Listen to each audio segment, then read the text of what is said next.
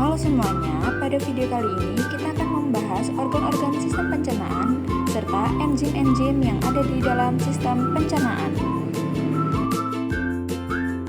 Saat kita makan, kita pasti memproses makanan dari makanan utuh menjadi potongan sepihan kecil hingga makanan terurai menjadi bentuk zat-zat yang bisa dicairkan oleh tubuh. Nah, proses rangkaian teman-teman mengolah makanan tadi akan terbentuk sistem yang disebut sistem pencernaan. Jadi, di video kali ini kita akan belajar sistem pencernaan. Ikuti terus videonya ya. Jadi, sistem pencernaan merupakan proses penguraian makanan menjadi molekul sederhana yang melibatkan organ-organ dan kelenjar-kelenjar. Pencernaan mekanis merupakan pengubahan makanan dari bentuk kasar menjadi bentuk halus dengan bantuan gerakan alat-alat pencernaan seperti gigi dan lambung. Sedangkan pencernaan kimiawi yaitu pemecahan makanan oleh enzim-enzim pencernaan dengan mengubah makanan yang bermolekul besar menjadi molekul yang lebih kecil.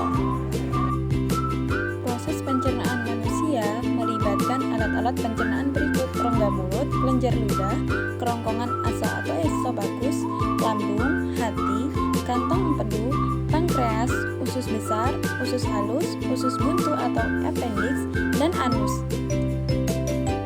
Semua alat pencernaan tadi dibedakan menjadi saluran pencernaan dan kelenjar pencernaan. Inilah organ dalam saluran pencernaan: rongga mulut, kerongkongan, lambung, usus halus, usus besar, dan anus. Yuk kita bahas. Kita mulai dari rongga mulut. Di dalam rongga mulut terjadi pencernaan makanan secara mekanis dan kimiawi.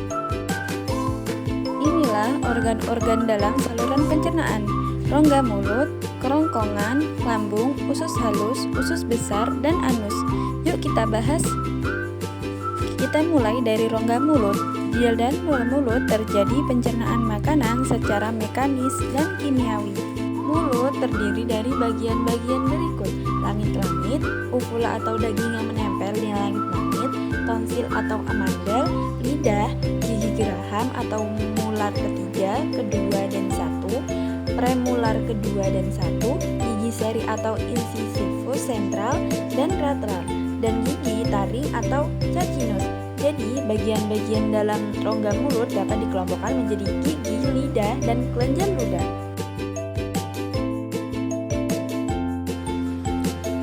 Kita bahas bagian mulut yang pertama, yaitu gigi. Gigi merupakan alat pencernaan mekanis yang berfungsi memotong makanan menjadi potongan-potongan yang lebih kecil, sehingga enzim-enzim pencernaan dapat mencerna makanan dengan lebih cepat dan efisien. Berdasarkan bentuknya, gigi manusia terdiri dari gigi seri berfungsi untuk memotong makanan, gigi taring untuk mengoyak dan merobek makanan, gigi geraham. Bagian mulut berikutnya, lidah.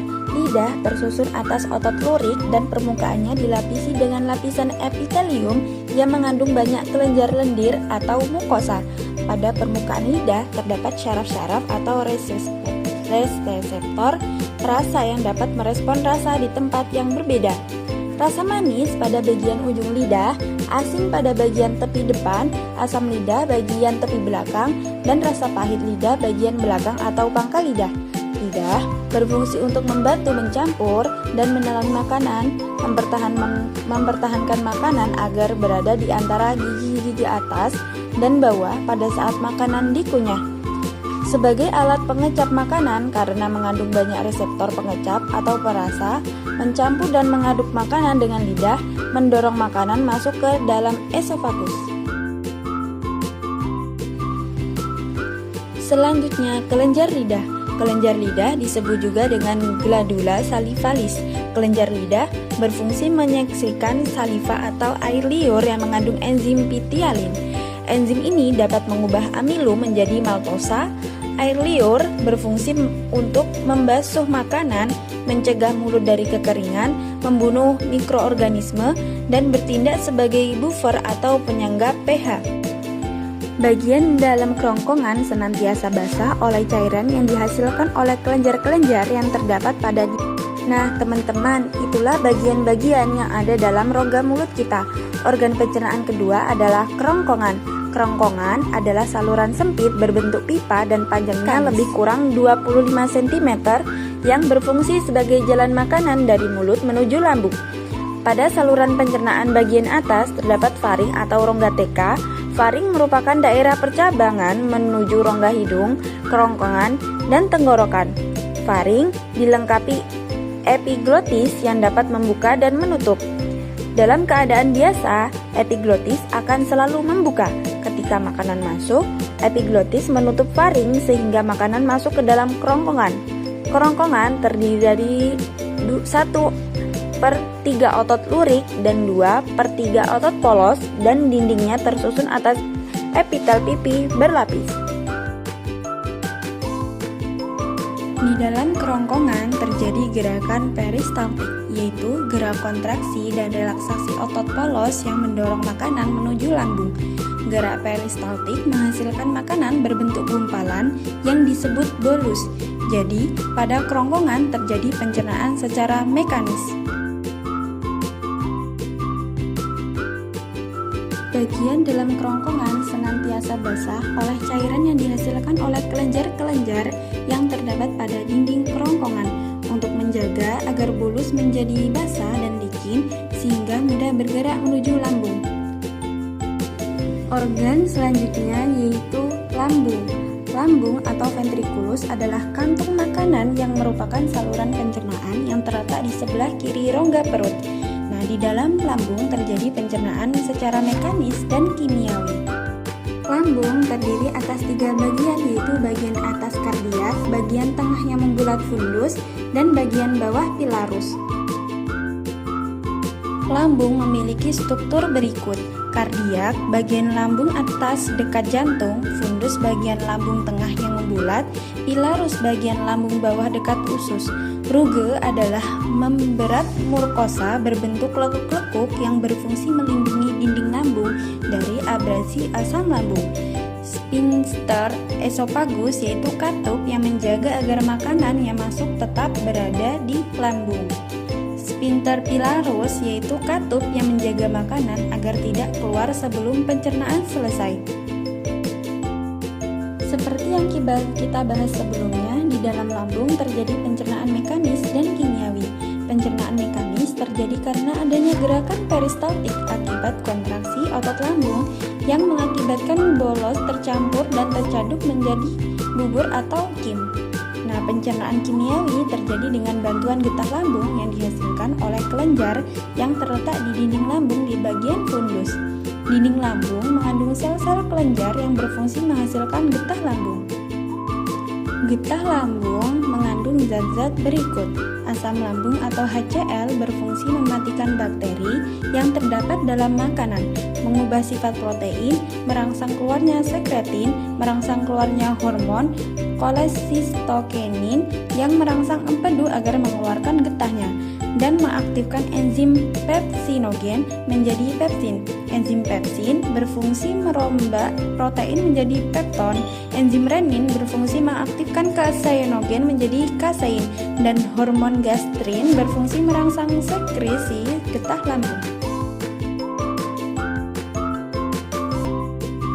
Organ pencernaan keempat yaitu usus halus.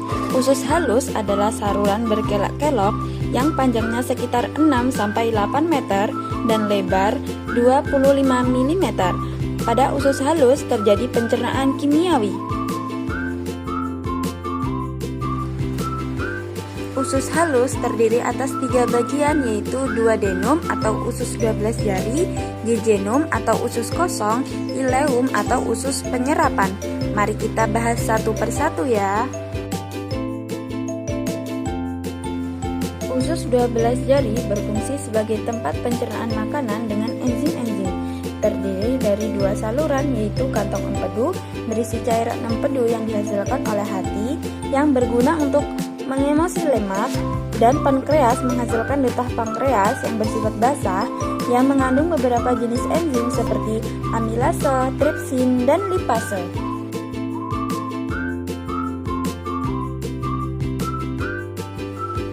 Enzim yang dihasilkan oleh saluran pankreas memiliki fungsi sebagai berikut. Amilase berfungsi mengubah zat tepung menjadi gula. Tripsinogen diaktifkan oleh enzim enterokinase menjadi tripsin. Tripsin mengubah protein menjadi peptida dan asam amino. Lipase mengubah triglicerida atau lemak. Di dalam usus kosong, makanan mengalami pencernaan kimiawi oleh enzim yang dihasilkan oleh kelenjar pada dinding usus. Enzim-enzim yang dihasilkan oleh kelenjar yang terdapat di dinding usus antara lain enterokinase mengaktifkan tripsinogen yang dihasilkan pankreas, laktase mengubah laktosa menjadi glukosa, eritsin mengubah pepton menjadi asam amino, maltase mengubah maltosa menjadi glukosa, disakarase mengubah disakarida menjadi monosakarida, peptidase mengubah polipeptida menjadi asam amino, sukrase mencerah sukrosa menjadi glukosa dan fruktosa, dan lipase mengubah triserida menjadi gliserol dan asam lemak. Selanjutnya, usus penyerapan. Nah, di usus penyerapan terdapat banyak lipatan atau lekukan yang disebut villi atau jontot usus. Villi berfungsi memperluas permukaan usus sehingga proses penyerapan zat makanan akan lebih sempurna. Zat makanan berupa glukosa, asam amino, vitamin yang larut dalam air atau B dan C, mineral dan air akan diserap oleh kapiler darah dalam villi. Kemudian diangkut menuju hati melalui pembuluh darah. Sedangkan zat makanan berupa asam lemak gliserol, vitamin yang larut dalam lemak atau ADEK akan diangkut melalui pembuluh kil, yaitu pembuluh getah bening atau limfa.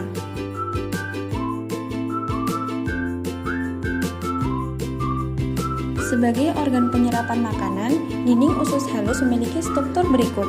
Lakukan pada bagian luar yang disebut villi untuk memperluas bidang penyerapan. Di dalamnya terdapat enterosit yang merupakan sel epitel silindris yang menyerap sari-sari makanan. Sel globat, sel yang berfungsi untuk menghasilkan getah usus, pembuluh darah, pembuluh limfa, dan membran mukosa pada bagian dasarnya. Organ pencernaan kelima adalah usus besar atau kolon. Usus besar memiliki panjang lebih kurang 1 meter yang terdiri atas kolon ascendens, kolon transversum, dan kolon descendens. Di antara usus halus dan usus besar terdapat sekum atau usus buntu. Nah, pada ujung sekum terdapat tonjolan kecil yang disebut apendik atau ubat cacing yang berisi massa sel darah putih yang berperan dalam imunitas. Bagian akhir usus besar disebut rektum dan terdapat lubang pembuangan yang disebut anus. Usus besar berfungsi untuk membentuk massa fesis atau kotoran, mengatur kadar air, garam mineral, dan zat berguna yang tersisa pada feses. Sebagai tempat terjadi pembusukan, sisa makanan menjadi feses oleh bakteri S. coli. Bakteri ini juga menghasilkan vitamin K dan vitamin B12.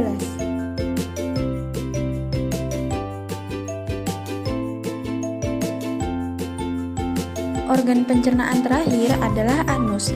Bagian akhir usus besar disebut rektum. Nah, di sini tidak lagi terjadi penyerapan air. Rektum dapat berkontraksi sehingga menimbulkan defekasi. Defekasi adalah proses pengeluaran zat sisa pencernaan melalui anus. Kontraksi rektum dapat menyebabkan refleks gastrokolik yang dapat dilakukan secara sadar, dan otot pencernaan akan berkontraksi sehingga feses terdorong keluar. Oke teman-teman, sampai di sini berarti kita sudah membahas semua organ saluran pencernaan, mulai dari makanan di dalam rongga mulut disalurkan melalui kerongkongan, makanan dicerna di lambung, diserap oleh usus halus, dan diproses dalam usus besar sehingga terakhir bermuara di anus. Bisa dipahami ya? Semoga video ini bermanfaat buat kalian. See you next time.